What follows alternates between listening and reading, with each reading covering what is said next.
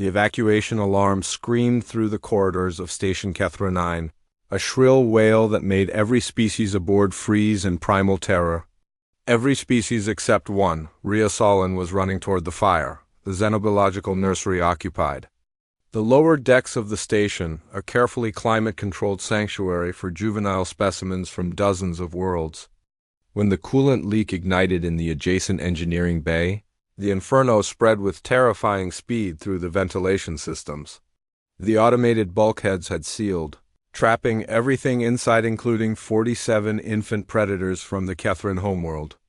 The Kethran were apex hunters, their adults standing 3 meters tall with scales like obsidian knives and jaws that could crush starship hull plating. Their cubs were only slightly less dangerous, born with needle-sharp teeth and claws that could fillet flesh from bone.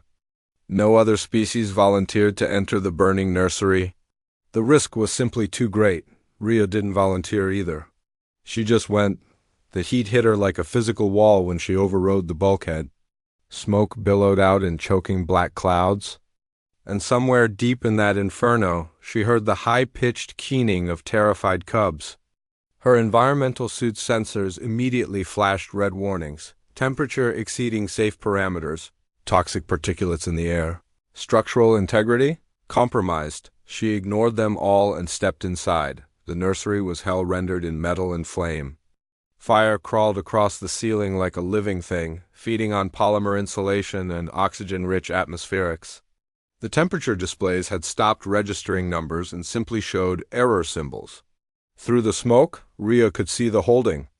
Pens, each one designed to contain a single Kethran cub, each one now a potential death trap.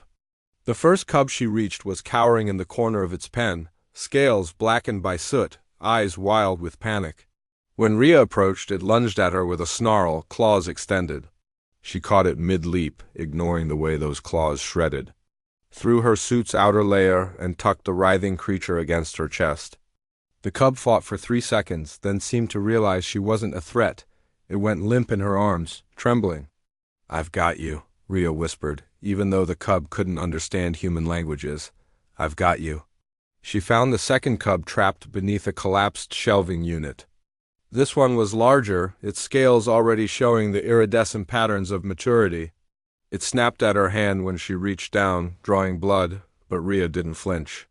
She lifted the debris with her free arm, her muscles screaming in protest, and pulled the cub free. It immediately tried to escape, but she caught it by the scruff of its neck and held it against her side. 2 cubs. 45 more to go. The station's AI was screaming evacuation protocols in her ear, warning that the structural supports would fail in 8 minutes. Rhea moved faster. She found 3 cubs huddled together in a ventilation shaft, their small bodies pressed against each other for comfort. She grabbed all 3, draping them across her shoulders like living scarves. They dug their claws into her suit for purchase, and she felt warm blood trickling down her back. 5 cubs. 42 remaining. The smoke was getting thicker now, turning the air into a soupy gray haze that burned her lungs even through the suit's filters.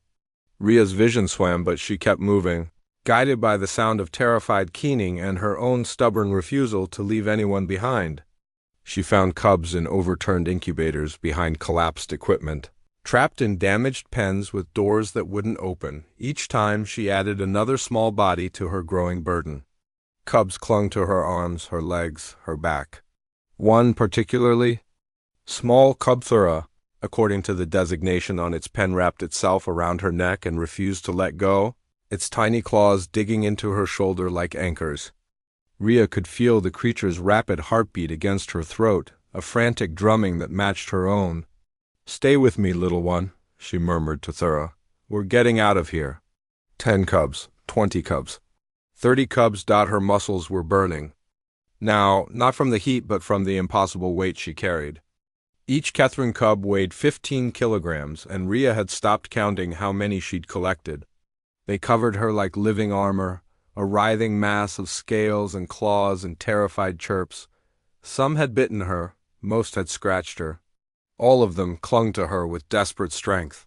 The station AI announced 5 minutes until structural collapse. Rhea found the last group of cubs in the deepest part of the nursery, where the fire burned hottest. The flames had formed a wall between her and the final 7 specimens, a barrier of superheated air and hungry combustion. Any rational person would have retreated. Any other species would have cut their losses. Rhea Solon ran through the fire, her suit's outer layer ignited immediately, synthetic fibers curling and blackening in the intense heat. She felt the temperature. Spike, even through the insulation, felt her skin beginning to blister, but she didn't stop. She crashed through the flames, grabbed the first cub she saw, then the second, then the third. The remaining 4 were huddled in a corner, too terrified to move. Rhea scooped them up in one arm, her other arm already occupied by the first 3, and turned back toward the exit. The flames tried to stop her again. She ran through them anyway. When Rhea Solon emerged from the nursery, she was barely recognizable as human. Her suit was a smoking ruin, melted and torn in a dozen places. Blood seeped from countless cuts and bites. Her face was streaked with soot and burns, and she carried 47 Kethrin cubs in her arms on her shoulders, clinging to her legs and back and chest. Thura, the smallest, was still wrapped around her neck, its tiny claws embedded in her shoulder. The evacuation team stared in stunned silence as Rhea staggered past them, moving with the mechanical determination of someone who had pushed far beyond their body's limits. She didn't stop until she reached the medical bay, where she carefully, gently, set each cub down on examination tables. Only when the last one was safe did she allow her legs to buckle as medics swarmed around her, treating burns and lacerations and smoke inhalation. Rhea felt Thura's claws finally release from her shoulder. The little cub chirped once a sound that might have been gratitude or simply relief before being carried away to join its siblings. Later, when the Kethrin elders came to collect their young, they asked the station commander a single question: what manner of creature walks through fire to save the children of another species? The commander looked at Rhea Solon, who was sleeping in the medical bay with 47 claw marks carved into her skin like badges of honor, and smiled. "That," he said simply, "is a human."